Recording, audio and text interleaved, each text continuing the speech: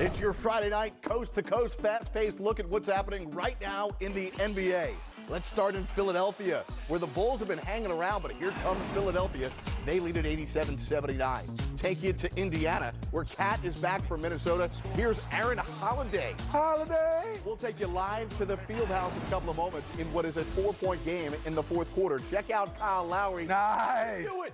Oh my goodness, he planned it that way. Take another look at Kyle Lowry, who earlier in the game appeared to have a scary leg injury, but was able to come back and supply one of the plays of the season. Jared, no foul? No foul. No foul? Well, because the ref didn't probably think he was really shooting the ball. The Raptors just went on a 26-8 run. Kendrick Nunn, he can shoot threes. Can he? You betcha. In the game of the night, it's a 10-point lead for the Heat, who have been struggling trying to right the ship right now. Take it to Memphis. Cavaliers in town. Larry Nance, Cleveland, is up by 3 right now. In the second quarter, Colin Sexton has 12 points. John Morant has 8. We'll go live there in a couple of moments. Hawks and the Spurs. John Collins. Go get it. Collins tonight. And the Hawks up by 4. Collins has 9. Damian Lillard was ill today, but he told reporters prior to tonight's game he will be able to play for the Portland Trailblazers as they take on Luka the Don. No Kristaps Porzingis tonight. We're taking you around the NBA, showing you the biggest moments tonight as they happen live. Ladies and gentlemen, welcome to your Friday Night Crunch Time. Coming down in crunch time. This is when the stars got to show up. Fasten your seatbelt, gang. We're going down the wire. Gliding to the air. Absolutely amazing. 3 seconds to play. Down to 2. A player at the buzzer. He is unconscious. Shot. You got to love the confidence and the swagger. Little light Friday night action for you. Welcome into Studio B in Atlanta. I'm Jared Greenberg. This is Crunch Time presented by Taco Bell. 7 games on the board. We're showing you the biggest moments of the night as they happen live. Our goal to see as little of us as possible and as much game action as possible. Let's bring in for the first time tonight Steve Smith as we look at our leading scorers, T.J. Warren, and good to see Karl Anthony Towns back after missing 15 games. Jerry, you're so right. They need him, and we need him because I like watching him play. You know, I'm not rooting for no any team on this, but I love to see our stars play, not being injured. And T.J. Warren, he's always been able to score. But it doesn't seem like you talk about guys when they score when they're on winning teams versus on losing team. And he's getting a chance to do it on a winning team, and I'm happy for him. Well, Indiana, a couple of days away. We're talking about Zion making a season debut. We're also leading up to Victor Oladipo making a season debut. He said he's going to return on January 29th. Right now, got a 4-point game. You know, can you imagine him and Brogdon in the backcourt, being able to have a guy, they both can defend, they both can kind of handle the basketball, they can be a off guard and a point guard, and they both have good size, along with the way Sabonis is playing and T.J. Warren and Miles Turner. Best defensive backcourt in basketball? I think they can be. I mean, I was going to take some time, but then also I think the Holidays are playing well coming off the bench. You have Dougie McBucket's playing well coming off the bench. This team is complete. Well, tonight T.J. Warren has 26, Jeremy Lamb has 16. Indiana leads it by 4. We'll take you out First, wait a minute. Jared is clean. Whoa, boy. baby. We're clean. Oh, Friday night turtleneck. Turtleneck. Yeah, That's like what that. I'm talking about. All right, my man. Jersey boy. Yeah, that's right, Jersey Pride. All right. Speaking of Jersey Pride, good segue by you. Oh. Let's talk about another guy from Jersey, Karl Anthony Towns, and a man who used to coach him. Sam Mitchell's giving us the coach's perspective in the film room. What are you seeing from Cat? Well, first of all, what I'm seeing from you, Jared, looking pretty good. Whoa, a compliment from More Sam than Mitchell. one. Whoa! Hey, you rolling. Wow. That's like a Tommy point. You got a Sammy point. I know. But Jared, to your point, Karl Anthony Towns, the Timberwolves have been struggling without him, trying to find baskets. And tonight, we're going to take a look at the versatility of the big man. All right, right here you see on the inbound pass right here, just a simple little brush screen right here. But watch Karl Anthony Towns, the size, the strength, gets inside the defense, and one for an easy bucket right there. Then again, here's Karl again. He's going to set this screen for Andrew Wiggins to free him up. And then watch this, how many big men, and watch his footwork. He sets the screen, let it go, and he sprints to the three-point line, get his feet set, knock down an easy three-point shot. Big men don't have good footwork like that. Here Karl Anthony Towns again. Again, setting another little brush screen again, diving down there, finding, the pocket, and again, put Sabonis in the basket for another and one. And then last but not least, again, Karl-Anthony Towns steps in the little brush screen. He pops this time, and watch the big man put it on the floor and finish. And he had a shooter in the corner. So when you look at this Timberwolves team, they score a lot easier in a lot different ways when Karl-Anthony Towns on the floor, but they're still struggling a little bit because of their defense. But scoring, they should have a problem now that the big cat is back.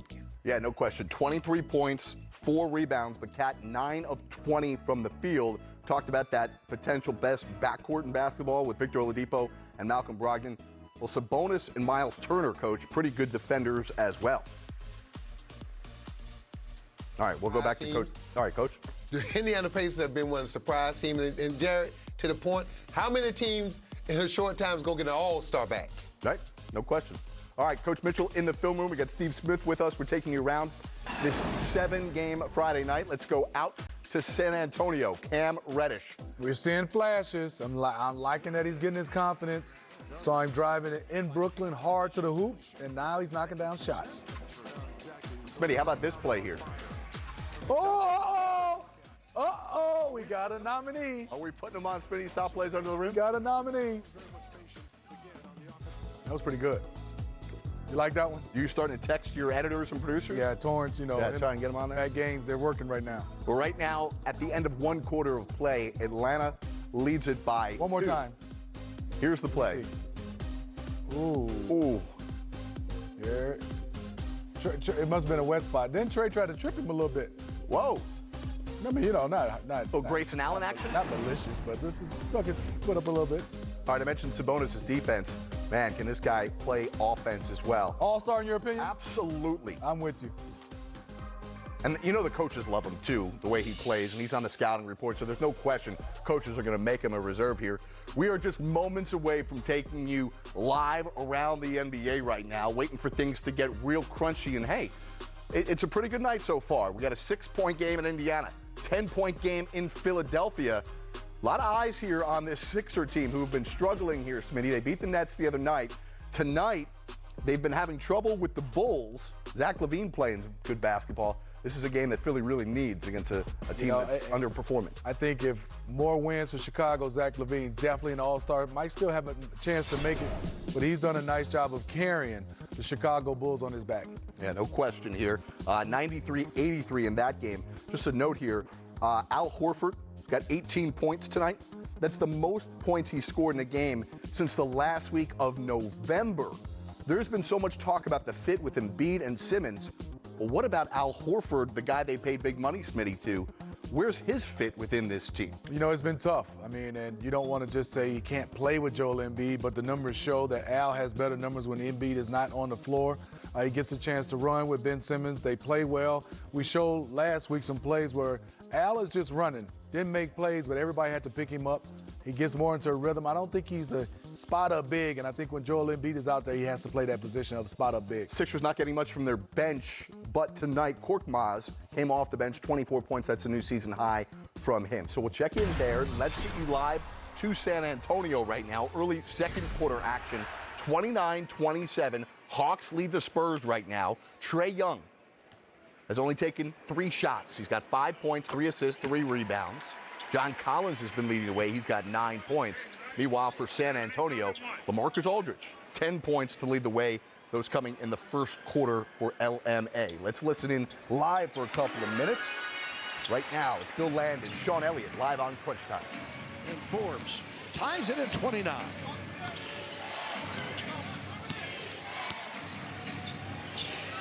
Goodwin drops it off to Carter. And now Reddish over White. A good switch there, just better offense from Cam Reddish. That's a size advantage, able to raise up over the top of Derek. And Reddish not looking like a 32% shooter. That's what he is on the season.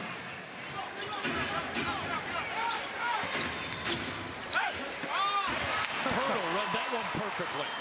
Forbes, stop and pop. And it drops for Sparty. Spurs with a lead. You know, you don't see teams get very many lobs over the top of Jakob Poeltl. He just plays center field so well. on that on plays like that, on lob plays, on penetrations and lobs, just doesn't allow a lot of those passes over the top. Carter fouled underneath. He spins on Derek White. Yeah, that was a true defense to offense play. And I love that Jakob didn't get tragic there. He was able to put the ball on the floor 2 or 3 times, advance the basketball without turning it over. Spurs will be bringing back DeMar DeRozan for Leonard Walker here. Substitution number 10, DeRozan, the Western Conference Player of the Week. And he didn't disappoint after winning that honor the other night in Miami, as DeRozan went off for 30, 5 rebounds, 7 assists against Miami.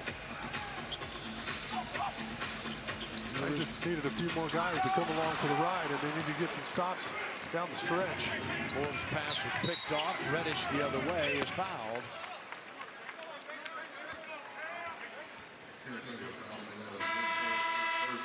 Forbes picks up his first. Fernando checks in. Bruno Fernando, 6'9", 240, rookie out of Maryland. Averages 3 points a game. The Hawks, in addition to making the trade that sent Alan Crabb to Minnesota, they also do not have the services yet of Jeff Teague, but they also, as Carter hits the 3. All right, we'll get back out to San Antonio in a couple of moments. In Philadelphia, Korkmaz, man, exploding to the cup. He is having himself his best offensive game of the season. Sixers lead it right now, 90. I didn't know he had that in his game. I didn't. I know he can shoot jumpers. I don't think Embiid knew it either. In Toronto, everybody but Van Fleet is back for the Raptors. And how about the play of Norman Powell, Smitty? You know, he's been so solid, Jared, and over the last 3 or 4 games, he's